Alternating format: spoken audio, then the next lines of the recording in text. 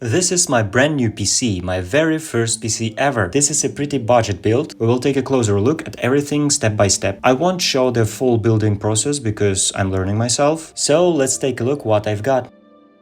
Alright, let's start with the case, because, well, you can't build a PC without a case. It's actually smaller than I expected. I thought it would be bigger, but here it is. Nice! You don't even need a screwdriver to open it. That's really convenient. The feet are soft too. When I put it on the desk, it feels stable and smooth. I expected it to look worse, but honestly, it looks pretty good. The hard drives go here, the power supply here, the motherboard here, and this is where the future graphics card will go. The monitor is full HDTN panel. IPS was too expensive for me. Let's unbox it. Cables, stand, documentation.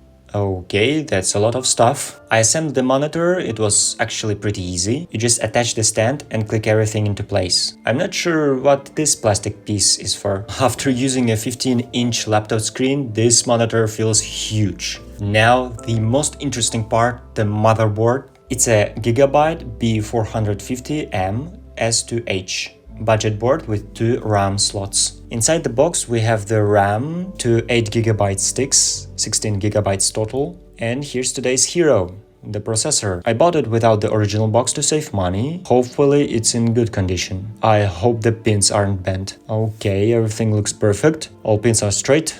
That's a relief. This is the Ryzen 5 2400G with integrated Vega 11 graphics, a very popular processor. Alright, installing the CPU for the first time ever.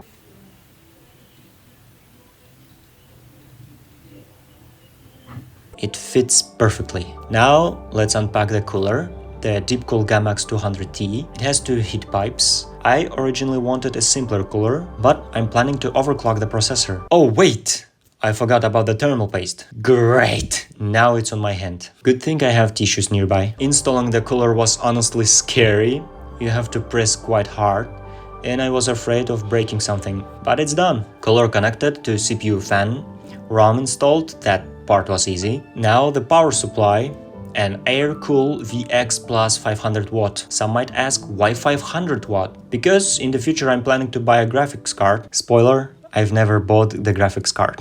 I didn't want to replace the PSU later, so I bought a stronger one now. Alright, PSU installed. You might ask, where's the storage? Well, I'll take the SSD from my laptop. It's from Team Group for 240GB. I will also add my old 1TB hard drive. And here's the final setup. Everything works perfectly. It booted on the first try. The front panel didn't work at first, but I fixed it in the drivers. The cooler keeps the CPU temperature stable. The monitor actually surprised me. I expected terrible colors because it's TN, but the image is sharp, contrast is good, and viewing angles are much better than on my old HP laptop, which was honestly awful. The keyboard is just a basic Defender keyboard with Kazakh letters. It has function keys for volume control, which is convenient. My old microphone still works great. The motherboard's audio quality is surprisingly good, almost no noise. Speakers, mouse, mousepad, simple setup, but it's mine.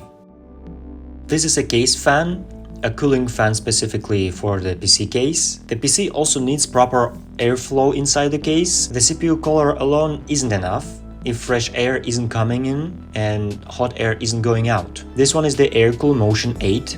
It's for the rear panel. I bought it for 1500 tenge. I actually thought the box would be bigger. When they handed it to me and it was this tiny, I was like, oh, okay. Let's see what's inside. Just some basic screws and the fan itself. Nothing fancy. The fan itself is pretty small, compact, with blue LEDs. I don't know how it will look in the case, but hopefully decent. The build quality isn't amazing, but for the price, it's actually pretty good. Let me install and I will show you. Alright, so here's the problem. I installed the fan, but what is this? Why are these strings holding it? As you can see, the mounting holes are just plain holes, and the screws that came with the fan simply don't tighten. I mean, how are you supposed to screw into a smooth hole? I searched online, tried to figure it out, but I couldn't find a solution. So if you guys know how to properly mount this fan, please let me know in the comments. Because right now, this is kind of ridiculous. I had to improvise and tie it in place with some string. It moves a little bit, as you can see, but overall it's holding. Let's turn the PC and see how it looks.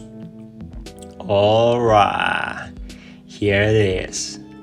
The LED lighting actually looks better than I expected. Everything is spinning properly. Here's how it looks from the back. Honestly, it's much nicer than I thought. Well, with the case closed, you basically can't see the lighting. Only a tiny bit from the back. From the side, it's barely visible, but overall it's fine.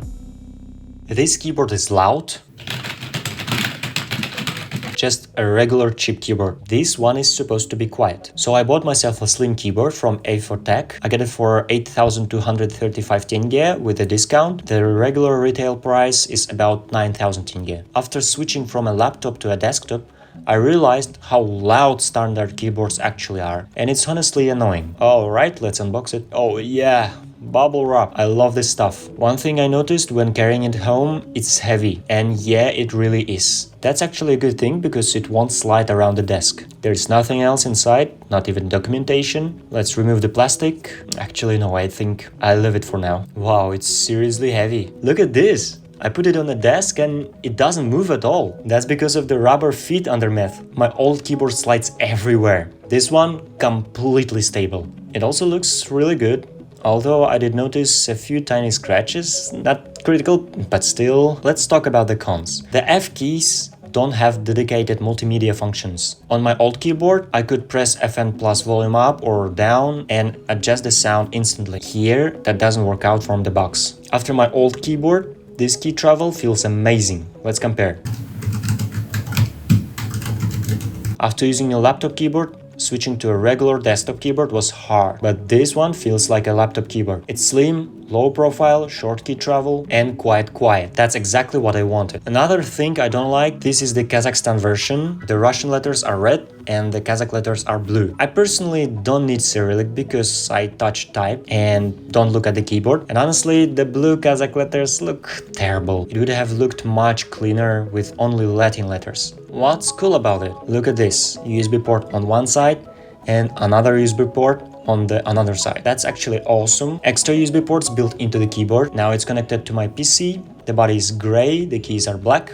Very stylish, but it would be much better without numpad. I don't like how long it is. Here are the indicator lights, numlock, caps lock, and I'm not even sure what the third one is. Overall, it's a very quiet and slim keyboard, and I absolutely love slim keyboards. This is the Delux M630 gaming mouse. I bought a new mouse because my old one, this A4Tech, is basically dying, and let's be honest, it's just an office mouse. Playing CS with it, not great. The DPI is low and the scroll wheel is messed up. It jumps randomly. That's actually a common problem with cheap mice. So I decided to upgrade. This one has RGB lighting. I paid about 6,000 tenge for it. Oh no. This plastic packaging, I hate this thing. Documentation, whoever reads that. Here's the driver CD, which I can't even use because I don't have a disk drive.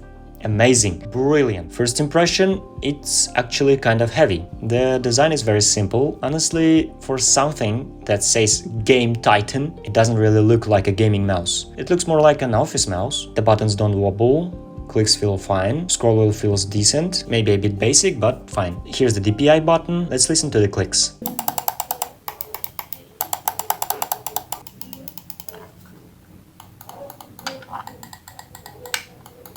That's how it sounds. Let's talk about the cable. This USB has a small decoupling capacitor to protect against voltage spikes. The USB plug itself is pretty long. Now let's compare it to my old mouse. They are basically the same size, but the new one is slightly wider. Weight-wise, the new one is heavier. It feels more solid in the hand, which I actually like. It sits comfortably in my hand. The cable itself is braided, which is nice. Now let's look at the RGB lighting. We've got RGB strips on the sides, the scroll wheel lights up, and the Game Titan logo glows too. It actually looks pretty good. I've never had a mouse with RGB before. The lighting can only be turned off through software, but guess what? I can't install the software because it comes on a CD and I don't have a disk drive. I tried to download the driver online, but when I clicked download for the M630 driver, it gave me an error. Great support. Seriously. Impressive. During the day it looks fine, at night it will probably look cooler. I just hope it won't hurt my eyes. Overall, The mouse looks really good for the price. Tracking feels smooth, movement is accurate. А как, что? Муська?